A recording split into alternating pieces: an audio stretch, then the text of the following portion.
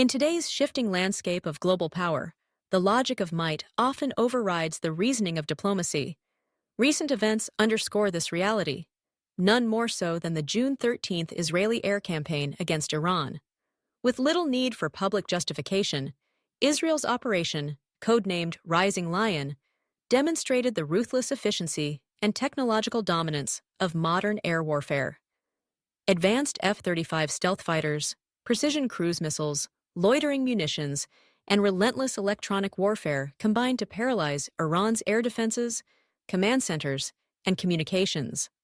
For Vietnam, a nation with a strategic location and a storied history of defending its sovereignty, these developments are not distant headlines. They are pressing reminders of vulnerabilities and urgent calls to action. Vietnam's unique geopolitical position, especially amid the increasingly complex disputes in the South China Sea, puts it squarely in the sights of powerful air forces. The possibility of a sudden, overwhelming first strike intended to secure military superiority before a decisive response can be mounted is not a distant hypothetical. It is a real risk, demanding vigilance, preparation, and adaptation. The lessons from Rising Lion are sobering. Iran, despite possessing modern systems like the S-300 and Bavar 373, could neither detect nor intercept the incoming onslaught. The core issues were not the absence of technology, but the lack of integrated defense, flexibility, and real-world experience. The message is clear. Defending national airspace in the era of high technology requires seamless integration, holistic strategic thinking, and relentless modernization. Vietnam's air defense and air force have long been sources of national pride. From the early days of mastering Soviet, Chinese, and Czech aviation technologies, to legendary dogfights over Ham Rong in 1965, the Hanoi Dien Bien Phu in the air campaign in 1972, and audacious strikes against Tan Son Nhat Airport in 1975, Vietnamese pilots and crews have repeatedly defied the odds. The spirit embodied in the phrase, "every sortie, a victorious return," remains a guiding light. Today, Vietnam's air defense network includes 2 regiments of S-300 PMU-1 missiles, Pechora 2M systems, and Israel's advanced Spider complexes. Yet, these assets face daunting challenges. The S-300s, once cutting-edge, risk obsolescence against stealth aircraft and hypersonic missiles. Pechora 2M systems are limited in their ability to counter modern jamming.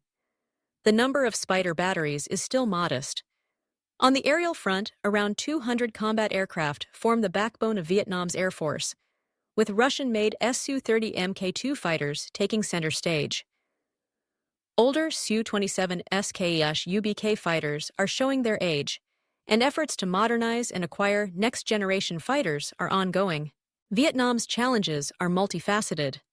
Dependence on Russian and Israeli supplies limits flexibility, while integrating Western technology into a Soviet legacy system is inherently complex. Worse still, the nature of aerial threats is evolving rapidly.